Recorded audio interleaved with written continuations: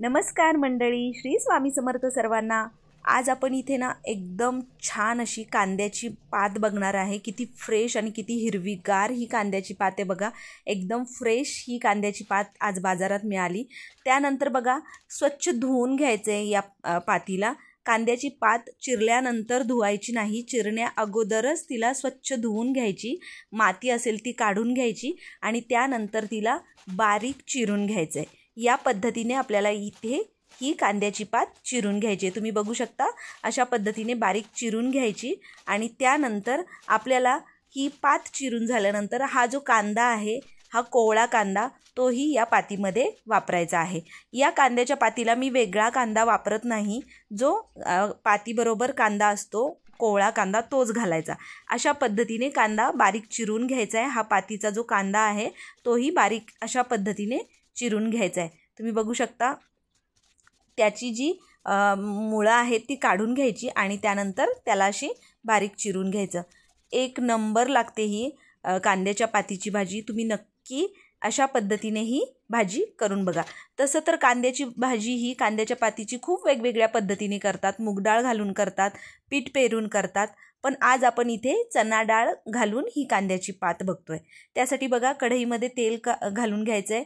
तेल छान कडकडीत गरम होऊ द्यायचं आणि त्यानंतर याच्यामध्ये जिरं घालायचं आहे। एकदम सोपी रेसिपी आहे, अगदी झटपट तयार होते, टिफिनसाठी एकदम परफेक्ट आहे।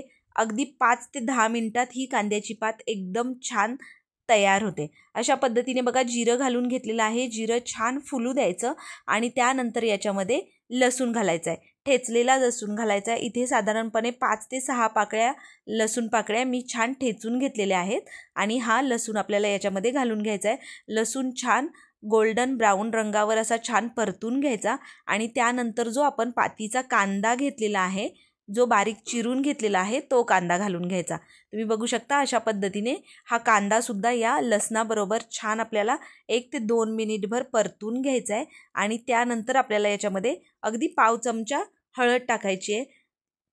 इथे मी एकदम पाव चमचा हळद घालून घेते आणि हळद आपल्याला या कांद्याबरोबर परतून घ्यायची आहे। त्यानंतर याच्यामध्ये हिरवी मिरची घालायची आहे। आता मी इथे हिरवी मिरची घातली आहे, तुम्हाला हवं असेल तुम्ही लाल तिखटही घालू शकता। अशा पद्धतीने हिरवी मिरची कांद्याबरोबर आपल्याला परतून घ्यायची आहे आणि त्यानंतर याच्यामध्ये जी आपली चना डाळ आहे ती घालून घ्यायची आहे। ही चना डाळ मी रात्रभर छान भिजवून घेतली आहे। तुम्ही बघू शकता अशा पद्धतीने ही चना डाळ या कांद्याबरोबर परतून घ्यायची। ही चना डाळ आपण रात्रभर भिजवून घेतली आहे, त्यामुळे ती लगेच वाफरली जाते, लगेच शिजली जाते। अशा पद्धतीने मी इथे ही चना डाळ घालून घेतली आहे आणि 1 मिनिटभर आपल्याला याच्यावर झाकण घालून घ्यायचं आहे। झाकण घालून झाल्यानंतर इथे मी अगदी चवीपुरतं मीठ घालून घेते, अगदी चिमूटभर मीठ घालून घेते। कोणत्याही पालेभाजीमध्ये मीठ घालण्याची घाई अजिबात करायची नाही, कारण त्याची क्वांटिटी खूप जास्त दिसत असली तरी शिजल्यानंतर ती खूप कमी होते। त्यामुळे शेवटी अगदी भाजी तयार झाल्यानंतर मीठ घातलं तरी काही हरकत नाही। आता ही कांद्याची पात बघा आपण ही घालून घेतली आहे। अगदी 2 ते 3 मिनिट छान याला परतून घ्यायचं। त्याची क्वांटिटी तुम्ही बघाल निम्म्यापेक्षा कमी ही कांद्याची पात आपली तयार होते। अशा पद्धतीने 1 ते 2 मिनिटभर परतून घ्यायची आणि त्यानंतर अगदी 2 ते 3 मिनिटांसाठी मी याच्यावर झाकण घालून घेतलं होतं। वाफ काढून घ्यायची आहे, पाण्याचा अजिबात वापर केलेला नाही, फक्त वाफेवर ही कांद्याची पात छान तयार होते। आता बघा डाळ एकदम छान आपली मऊसूत शिजली आहे आणि त्यानंतर याच्यामध्ये आपल्याला मीठ घालायचं आहे। आता इथे आपली भाजी तयार झाली आहे, त्यामुळे आपण इथे मीठ अंदाजाने घालू शकतो। इथे मीठ घालून घेतलं आहे, चवीपुरतं मीठ घालून घ्यायचं आहे आणि त्यानंतर याच्यामध्ये भाजलेल्या शेंगदाण्याचा कूट घालून घ्यायचा आहे।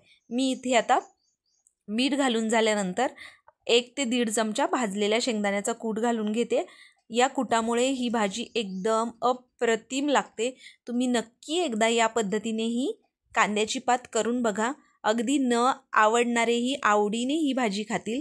चपातीबरोबर, ज्वारीच्या भाकरीबरोबर, बाजरीच्या भाकरीवर एकदम भन्नाट लागते।